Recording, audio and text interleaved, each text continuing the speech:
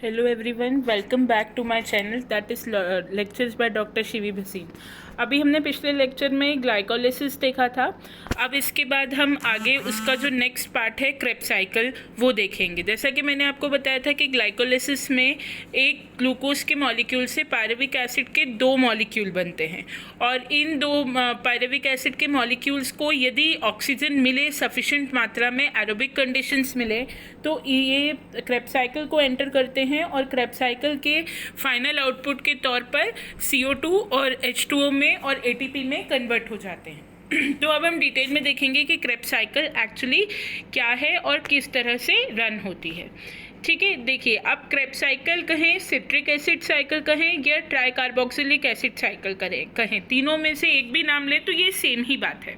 ठीक है, Krebs cycle क्या है? It is a series of chemical reactions used by all aerobic organisms to release stored energy through the oxidation of acetyl coenzyme A derived from carbohydrate, fat and protein into adenosine triphosphate and carbon dioxide। देखिए, simple सीधी भाषा में मैं समझाऊं तो मैंने आपको बताया था कि बॉडी के अंदर, ये आप मेरे पिछले वीडियोस भी देखेंगे तो आपको समझ में आएगा कि मैं शुरू से बताती आ रही हूँ कि बॉडी में जो भी हम खाते हैं अल्टीमेटली वो कन्वर्ट हो जाता है ग्लूकोज में। और ग्लूकोज जो है उसका जो मेटाबॉलिज्म स्टार्ट होता है वो सबसे पहला स्टेप उसमें होता है ग्लाइकोलिसिस, जिसमें कि ग्लूकोज का ब्रेकडाउन हो जाता है पायरुविक एसिड में। अब अगर इस पायरुविक एसिड को ऑक्सीजन मिले तो ये क्रेब्स साइकिल एंटर कर जाता है और वहाँ इस पायरुविक एसिड का पूरी तरीके से चेंज होता है किसमें?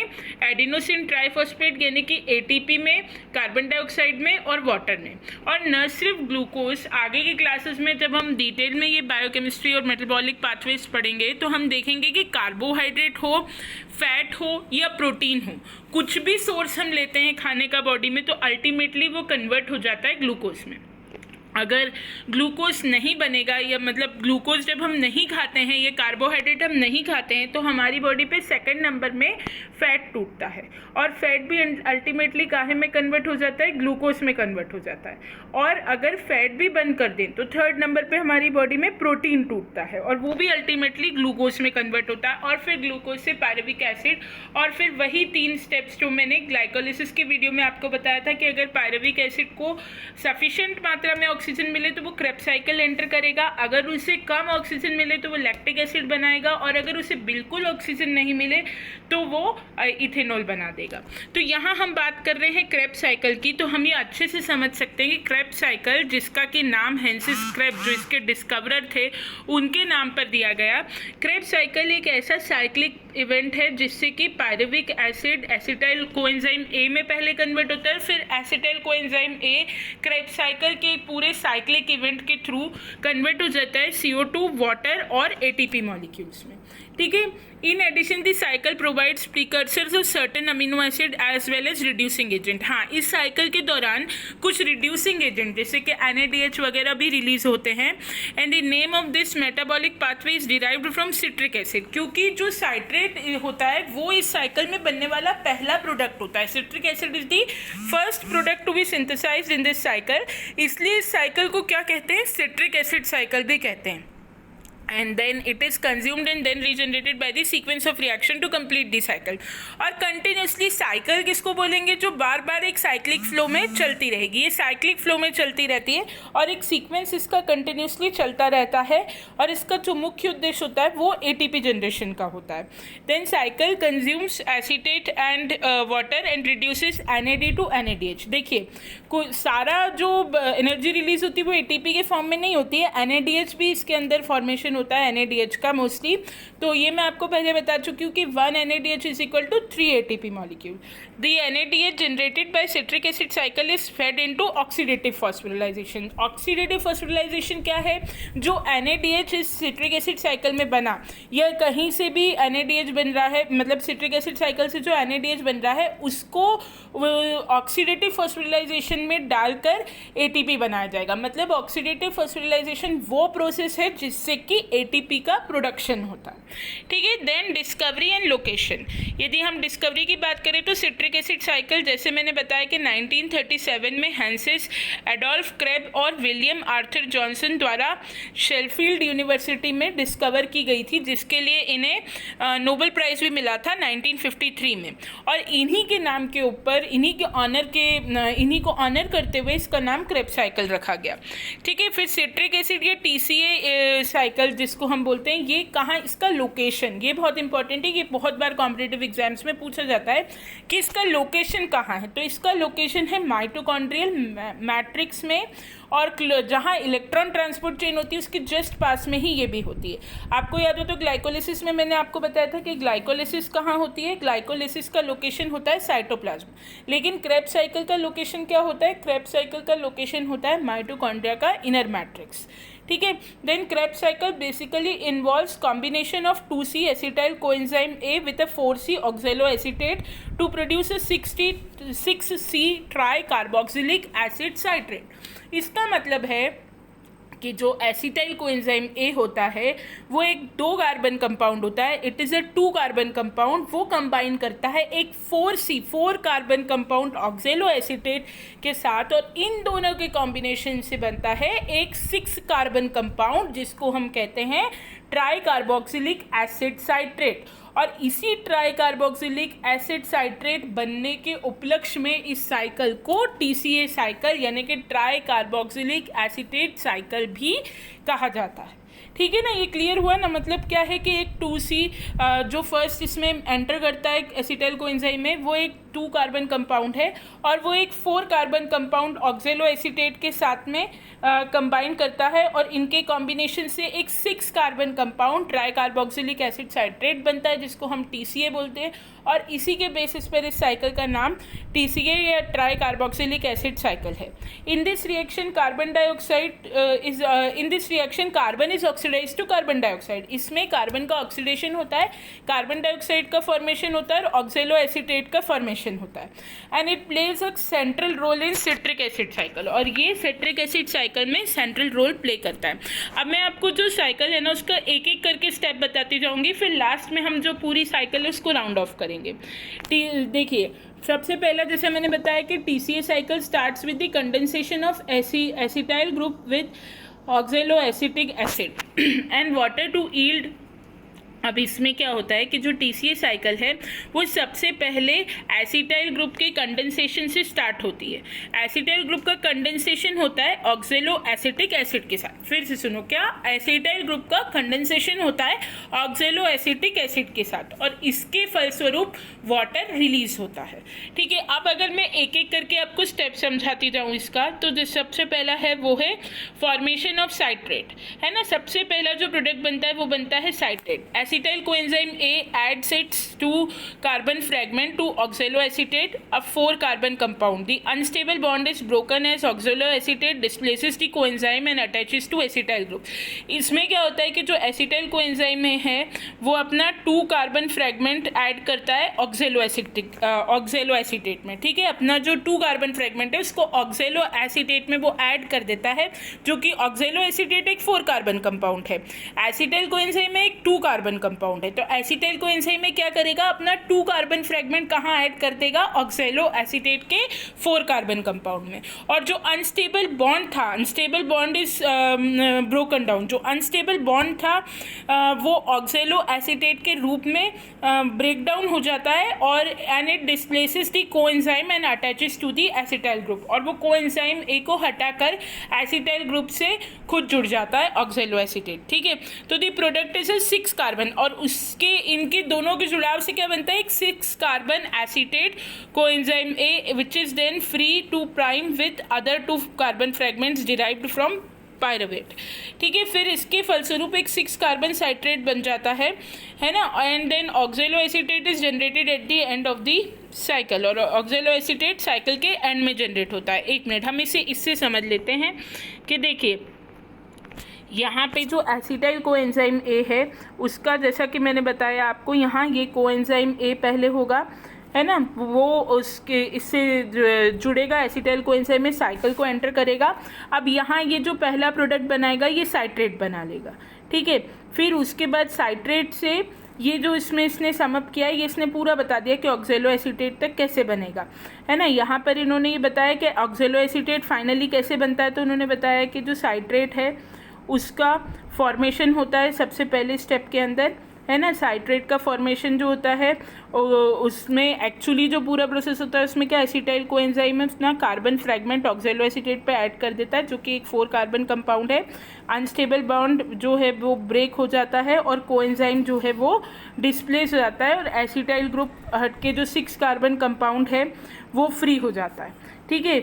अब सबसे पहला जो हमको यहाँ पर एक बात को आप ध्यान रखिएगा, जो पहला प्रोडक्ट यहाँ पे बनेगा वो साइट्रेट बनेगा, है ना। साइट्रेट के बाद जो बनेगा वो सिस एकोनिटेज बनेगा, ठीक है। सिस एकोनिटेज यहाँ पे दूसरा प्रोडक्ट होगा।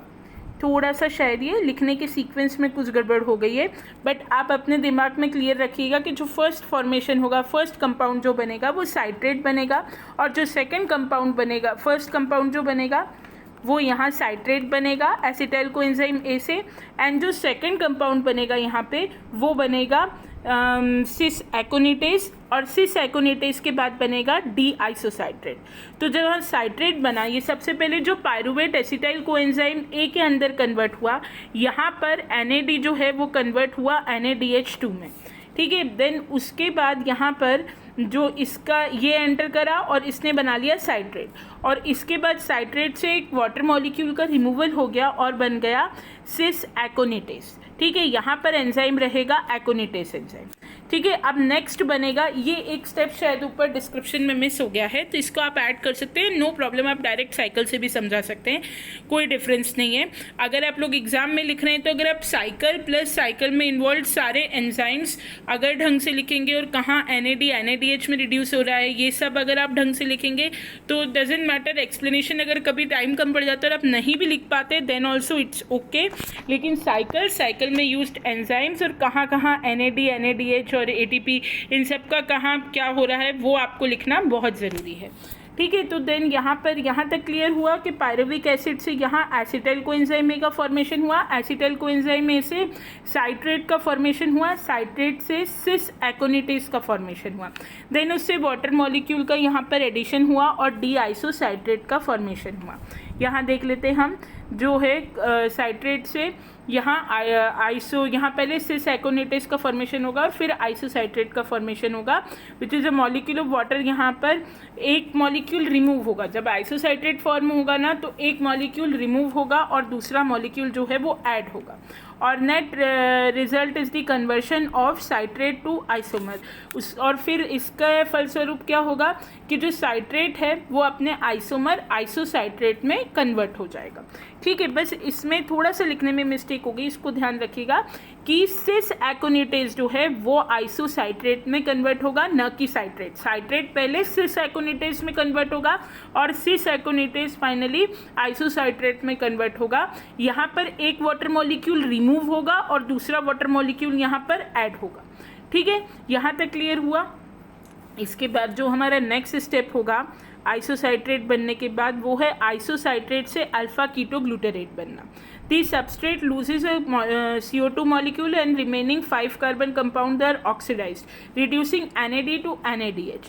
Formation of alpha ketoglutarate takes place. अब इसके बाद यहाँ पर क्या होगा कि सबस्ट्रेट जो है, जैसा कि यहाँ ऊपर लिखा हुआ है डिस्क्रिप्शन में, कि सबस्ट्रेट एक CO2 मॉलिक्यूल लूज कर देगा और जो रिमेनिंग 5 कार्बन कंपाउंड है वो ऑक्सीडाइज होंगे और NAD है जो वो NADH में रिड्यूस हो जाएगा और फाइनली अल्फा कीटोग्लूटारेट का फॉर्मेशन होगा। ये देखिए, ये एक ऐसा स्टेप है जहाँ NADH में रिड्यूस हो रहा है। यहाँ जो एंजाइम काम करेगा वो है आइसोसाइट्रेट डिहाइड्रोजिनेस, ठीक है। देन अल्फा कीटोग्लूटारेट से सक्सिनाइल कोएंजाइम ए का फॉर्मेशन होगा। यहाँ भी NAD का हम देख सकते हैं कि NADH में रिडक्शन हो रहा है और जो एंजाइम काम कर रहा है वो अल्फा कीटोग्लूटारेट डिहाइड्रोजिनेस काम कर रहा है, ठीक है।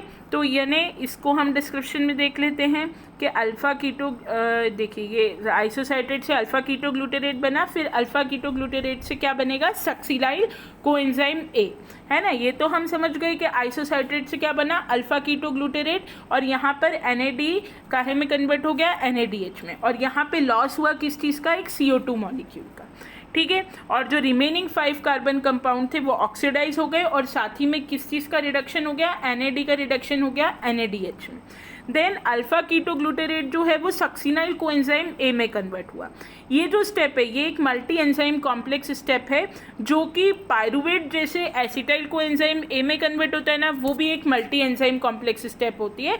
ठीक उसी प्रकार की स्टेप है ये अल्फा कीटो ग्लूटेरेट का सक्सिनाइल कोएंजाइम A में कन्वर्शन होना, ठीक है। देन CO2 इससे लूज हो जाएगा, और जो रिमेनिंग 4 कार्बन कंपाउंड है that will be oxidized by the transfer of electron. जो रिमेनिंग 4 कार्बन कंपाउंड है वो इलेक्ट्रॉन के ट्रांसफर से ऑक्सीडाइज हो जाएगा, और NAD प्लस बन जाएगा। NAD प्लस जो है अगेन वो NADH बना लेगा and is then attach to coenzyme A। इसके बाद ये कोएंजाइम A से अटैच होगा, और फाइनली फॉर्मेशन हो जाएगा किसका, सक्सिनाइल कोएंजाइम A का। ये देखिए यहाँ पे ये अल्फा कीटो ग्लूटेरेट जो है आप देख सकते हैं सक्सिनाइल कोएंजाइम A बना रहा है। यहाँ पर देख सकते हैं कि एंजाइम कौन सा है, अल्फा कीटो ग्लूटेरेट डिहाइड्रोजिनेज, और यहाँ NAD जो है वो NADH में कन्वर्ट हो रहा है। इसके बाद similarly succinyl coenzyme A synthetase enzyme की प्रेजेंस में काहे में कन्वर्ट हो जाएगा, सक्सीनेट में।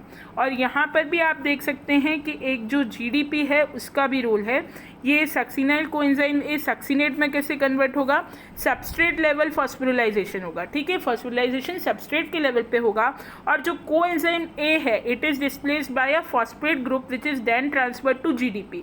जो कोएंजाइम A है वो एक फॉस्फेट ग्रुप से रिप्लेस होगा, और ये जो फॉस्फेट ग्रुप है ये GDP में ट्रांसफ़र होगा, जिससे कि फॉस्फेट ग्रुप यदि GDP में जुड़ेगा तो क्या बन जाएगा, GTP बन जाएगा, जो कि ATP के समान ही एक मॉलिक्यूल है, ठीक है। Which is formed when GDP donates a phosphate group to ATP, formation of GDP ATP and succinate takes place, ठीक है। इसी तरीके से GDP अगर एक फॉस्फेट ग्रुप ATP को डोनेट कर दे तो GDP ATP एंड सक्सीनेट का फॉर्मेशन होता है। आप तो बस इतना ध्यान रखिए कि GDP में फॉस्फेट जुड़ेगा तो वो फाइनली GTP का फॉर्मेशन कर देगा, ठीक है। ये हम साइकिल में देख सकते हैं कि यहाँ पर GDP के अंदर एक फॉस्फेट ग्रुप जुड़ेगा तो वहाँ GTP का फॉर्मेशन हो जाएगा। देन सक्सीनेट का कन्वर्शन होगा फ्यूमरेस में, ठीक है। यहाँ एंजाइम काम करेगा सक्सीनिक डिहाइड्रोजिनेज। सक्सीनेट का कन्वर्शन होगा फ्यूमरेस में। It is an oxidative step where 2 hydrogen atoms are transferred to FAD, जहाँ 2 हाइड्रोजन एटम FAD में ट्रांसफ़र होंगे, और FAD से क्या बन जाएगा, FADH2, है ना, और फ्यूमरेट का फॉर्मेशन होगा। फिर नेक्स्ट स्टेप में मैलेट का फॉर्मेशन होगा। Bonds in the substrate are arranged in this step by addition of water and fumarates gets converted into malate, ठीक है। फ्यूमरेट जो है वो मैलेट में कन्वर्ट हो जाएगा, यहाँ वाटर का एडिशन होगा, एंजाइम होगा फ्यूमरेस, ये देख सकते हैं। फ्यूमरेट जो है वो मैलेट में कन्वर्ट हो रहा है, एंजाइम है फ्यूमरेस, और यहाँ वाटर का एडिशन हो रहा है, ठीक है। देन उसके बाद मैलेट बन गया, देन उसके बाद लास्ट में यहाँ ऑक्जेलो एसीटेट बनेगा। जो लास्ट स्टेप है it is an oxidative step which produces another molecule of NADH। ये ऑक्सीडेटिव स्टेप है और इसके अंदर NADH का एक मॉलिक्यूल प्रोड्यूस होता है, एंड ऑक्जेलो एसीटेट वापस से क्या हो जाएगा, रीजनरेट होता है स्टेप में, which accepts 2 carbon fragment from acetyl coenzyme A। और ये एसिटाइल कोएंजाइम A से फिर से 2 कार्बन एटम लेगा, और फिर अदर टर्न ऑफ साइकिल के लिए ये रेडी रहेगा। तो इस तरह से यहाँ पर भी NADH का प्रोडक्शन होगा। अब यदि आप इसे डिटेल में देखें, इस पूरे रिएक्शन को समअप करें, क्रेब्स साइकिल के रिएक्शन को, तो उसको ऐसे समअप किया जा सकता है कि pyruvic acid plus 4 NAD plus FAD plus 2 H2O plus ADP plus phosphate will give 3 CO2 plus 4 NADH plus 4 H plus FADH2 plus ATP, ठीक है। यानी कि अगर इस रिएक्शन को हम समअप करें तो ग्लूकोज जो है उसका ब्रेक डाउन हुआ है कार्बन डाइऑक्साइड में एंड 8 मॉलिक्यूल्स ऑफ NADH में। अब यहीं आप सीधे अगर 8 मॉलिक्यूल ऑफ NADH को कन्वर्ट करेंगे तो 1 molecule of NADH is equal to 3 ATP, तो 8 मॉलिक्यूल कितना हो गया, बराबर 24 ATP हो गया।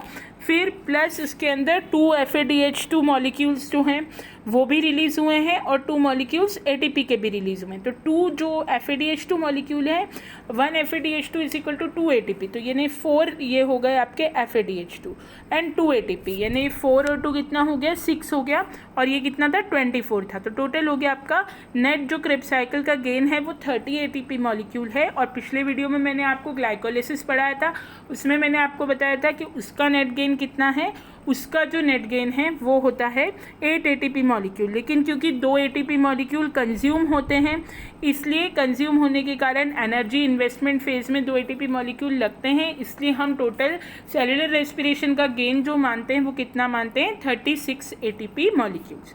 अब इसकी रेगुलेशन की यदि हम बात करें तो जो सेलुलर डिमांड है ATP की वो क्रूशल है TCA साइकिल को कंट्रोल करने में, है ना। तो regulation is brought about by enzyme और बाय लेवल ऑफ ATP, है ना। मतलब कि जो एंजाइम्स होते हैं वो क्रेब्स साइकिल को कंट्रोल करते हैं, या ADP का जो लेवल है वो क्रेब्स साइकिल को कंट्रोल करता है। एंड इसमें 3 जो एंजाइम होते हैं, citrate synthetase, isocitrate dehydrogenase and alpha keto glutarate dehydrogenase, ये तीनों का इंपॉर्टेंट रोल होता है सिट्रिक एसिड साइकिल को कंट्रोल करने में। तो ये तीनों का नाम आपको याद रखना पड़ेगा, ये कहीं भी पूछे जा सकते हैं। कौन कौन से, साइट्रेट सिंथेटेस, अल्फा कीटो ग्लूटारेट डिहाइड्रोजिनेस और आइसोसाइट्रेट डिहाइड्रोजिनेस। ठीक है, ये तीनों नाम आपको पता होने चाहिए। जो साइट्रेट सिंथेटेस है वो ATP को इनहिबिट करेगा, NADH को, एसिटाइल कोएंजाइम है और सक्सिनाइल कोएंजाइम को डीएक्टिवेट करके या उसको इनको रेगुलेट करके साइकिल को रेगुलेट कर सकता है। सिमिलरली जो अल्फा कीटो ग्लूटारेट डिहाइड्रोजिनेस है वो सक्सिनाइल कोएंजाइम A और NAH के फॉर्मेशन को इनहिबिट करके उनको रेगुलेट करके साइकिल को रेगुलेट कर सकता है। और जो आइसोसाइट्रेट डिहाइड्रोजिनेस है वो ATP से एक्टिवेट होता है और ATP और NADH से इनहिबिट होता है, और इसका होल एम यही होता है। देखिए ये पूरा का पूरा जो मैकेनिज्म है ये सब फीडबैक मैकेनिज्म पे काम करते हैं। जब ग्लूकोज का लेवल ब्लड में कम होता है तब तक जो ग्लूकोज है, जैसा कि हमने पेनक्रियास वगैरह के उसमें भी जब हम इंसुलिन पढ़ते हैं तो पढ़ते हैं कि ग्लूकोज का लेवल यदि ब्लड में कम है तो ग्लाइकोजन से ग्लूकोज बनेगा, और फिर अगर ब्लड में ग्लूकोज का लेवल ज़्यादा है तो ग्लूकोज से ग्लाइकोजन बनेगा। ये एक फीडबैक मैकेनिज्म से रेगुलेट होता है। उसी तरीके से ग्लूकोज का पायरुविक एसिड में ब्रेकडाउन भी एक फीडबैक मैकेनिज्म से रेगुलेट होता है, जिसके ऊपर पूरी तरह से कंट्रोल रहता है। ये एक वेल रेगुलेटेड मैकेनिज्म है। चाहे ग्लाइकोलिसिस हो उसका भी रेगुलेशन मैंने आपको बताया था, और क्रेब्स साइकिल भी एक रेगुलेटेड मैकेनिज्म है। और इसमें एक और इम्पोर्टेंट फैक्टर होता है कि ADP की अवेलेबिलिटी कितनी है। It is very important for citric acid cycle to proceed. This is due to the fact that unless sufficient level of ADP are available Krebs cycle can not proceed. जब तक proper amount में ADP available नहीं है तब तक Krebs cycle proceed नहीं कर सकती। Similarly the supply of NAD+ and FAD+ are also essential to TCA cycle to proceed. ADP भी चाहिए सफिशिएंट अमाउंट में, और NAD+ का भी सफिशिएंट अमाउंट में सप्लाई होना चाहिए, और FAD+ का भी सफिशिएंट अमाउंट में सप्लाई होना चाहिए ताकि TCA साइकिल प्रोसीड कर सके। ठीक है, अब देन ये मैं होप करती हूँ कि आपको ये पूरा समझ में आया होगा। अगर कहीं पे भी डिफ़िकल्टी हो तो आप मुझे पूछ सकते हैं। देन नेक्स्ट हम लेक्चर जल्दी बनाएंगे किसी मेटाबॉलिक पाथवे पे और फिर उसे अपलोड करेंगे। Thank you very much.